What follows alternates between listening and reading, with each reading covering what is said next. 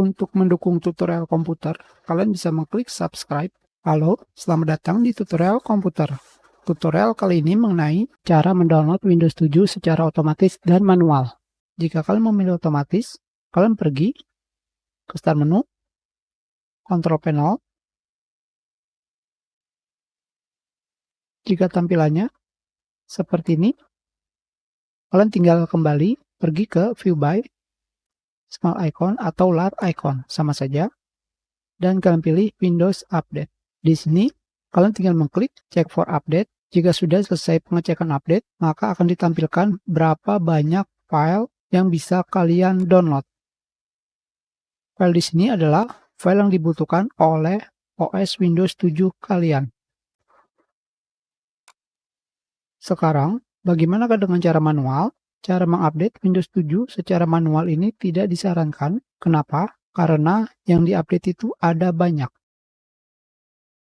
Saya sendiri tidak mengetahui apa file update Windows yang cocok dengan OS yang sedang digunakan sekarang. Jika kalian ingin mengetahui, caranya adalah kalian tinggal pergi ke mesin pencari, ketikkan Windows 7 Update KB. Enter. Kalian pergi ke website katalog update microsoft.com.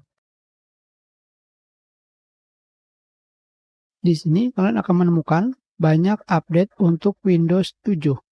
Dari produk Windows 7 biasa sampai embedded. Kalian bisa melihat berapa banyak update yang ada di sini. Itulah kenapa update manual tidak disarankan.